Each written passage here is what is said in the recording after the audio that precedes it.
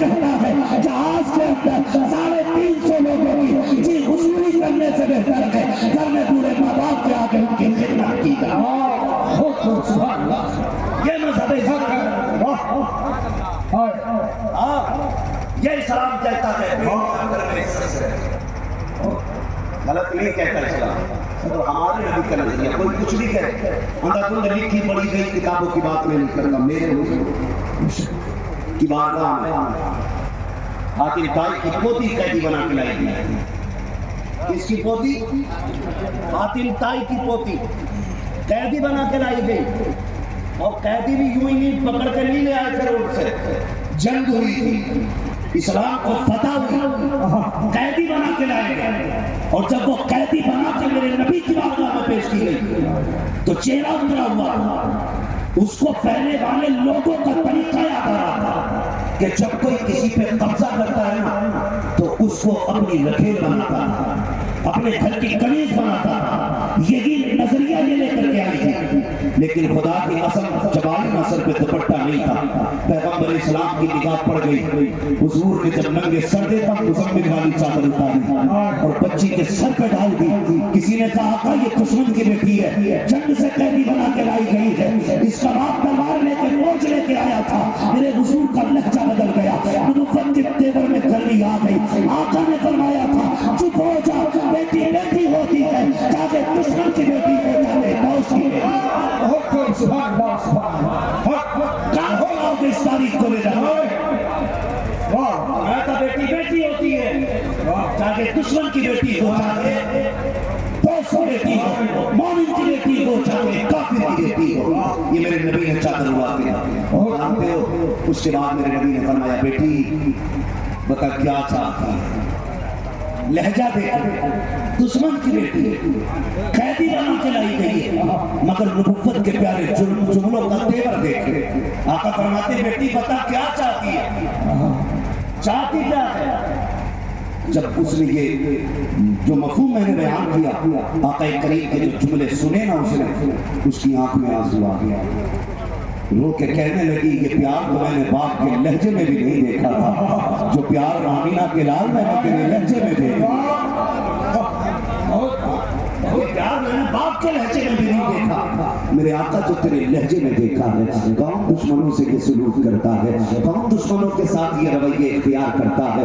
دشمن کی بیٹی وہ بھی قیدی بنا کے لائی جائے اور وہ بھی بادشاہ کی بیٹی ہو, اور پھر اس سے کہا جائے بیٹی کیا چاہتی ہے تیرے ساتھ کیا کیا جائے. اس نے کہا بس میری خواہش یہ ہے کہ میرے وطن مجھے عزت سے واپس بھیج دیا جائے.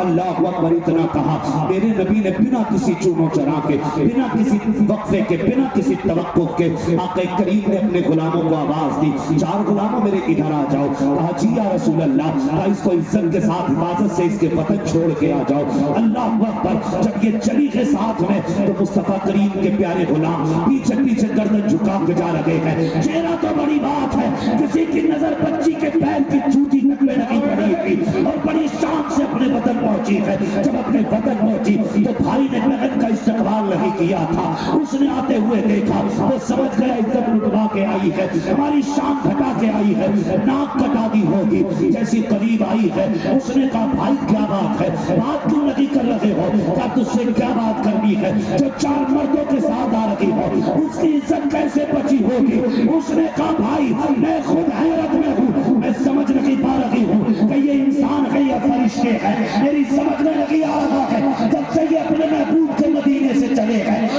پھر کہیں بولے چہرہ کو کیا ہے, میرے پیر کی جوتی پر بھی لگی ڈالی ہے کیونکہ ان کے آقا نے کہہ دیا تھا خبردار اس کی عزت پہ آنچ نہ آ جائے.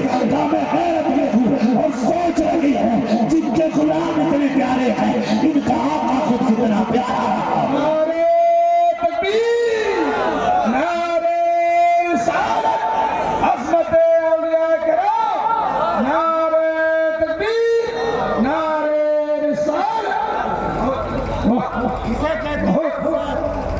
یہ بھی ہے اسلام میں بیٹیوں کو, یہ بھی ہے بیٹیوں کو اسلام ہے.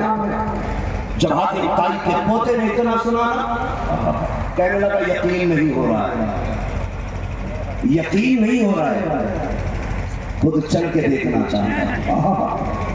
جب خود بہن کے ساتھ آیا اور میرے حضور کی مہمان نوازی دیکھی تو پھر اس کو بھی یہ کہنا پڑا زلف دیکھی لیکن نظروں نے گھٹا دیکھی لٹ گیا جس نے محمد کی ادا دیکھی۔ یہ اسلام ہے اور یہ اسلام کی خوبصورتی ہے۔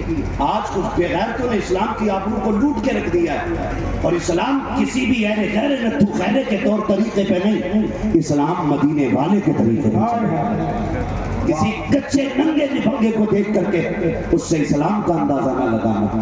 اگر اسلام کو سمجھنا ہے تو نبی کے ابو بکر کو دیکھنا، نبی کے عمر کو دیکھنا، نبی کے عثمان کو دیکھنا، نبی کے علی کو دیکھنا، پھر پتہ چل جائے گا اسلام کتنا خوبصورت ہے۔ ہاں دکھ ہوتا ہے، تکلیف بھی ہوتی ہے، آج ضرورت اس بات کی ہے، خدا کی قسم ہمارے معاشرے کو صبرنا پڑے گا۔ ہمارے معاشرے کو اس ہفتے میں 3 بہنوں کے فون آئے میرے پاس، اسی ایک ہفتے کے اندر سنے ذرا دل تھام کے۔ اگر کسی کی عزت کا ڈر نہ ہوتا نا تو میں نام بھی بتاتا اور نمبر بھی بتاتا، لیکن میں آپ سے ایک بات کہنا چاہتا ہوں میرے بھائی، 3 بچیوں کے ایک جیسے لگ بھگ فون ہے۔ ایک بچی علیمہ، اس کا شوہر شرابی، ایک بچی غریب باپ کی ہے، اس کا شوہر شرابی، ایک بچی کا فون یہ آیا کہ اس کے شوہر نے بلا وجہ اس کو طلاق دیا۔ میں آپ سے پوچھنا چاہتا ہوں کب تک بیٹیاں اس درد کے ساتھ چیختی رہیں گی؟ آپ نے بھی داہیہ قلبی کا واقعہ سنا، میں آپ سے اتنا کہنا چاہتا ہوں پہلے اور آج میں فرق اتنا ہے، پہلے بچپن میں بیٹیاں مار دی جاتی تھی، آج جوانی میں بیٹیاں ماری جاتی ہیں۔ کیا تبدیلی آئی ہمارے اندر، کیا بدلاؤ آیا ہمارے اندر؟ اور وہ لوگ جو عورت کو پیر کی جوتی سمجھتے ہیں کان کھول کے سنیں، بہت غور سے میری بات سنیے گا، اللہ کی عزت کی قسم کھا کے کہتا ہوں اگر بیویوں کے ساتھ غلط رویوں سے پیش آؤ گے، ان پہ ظلم کرو گے تو تمہاری 50,000 سال کی عبادت تمہیں نہیں بچا پائے گی۔ یاد رکھنا میری بات، محبوب علیہ السلام نے فرمایا تھا یہ عورتیں تمہارے پاس امانت ہیں، امانت ہیں، ان کی حفاظت کرنا۔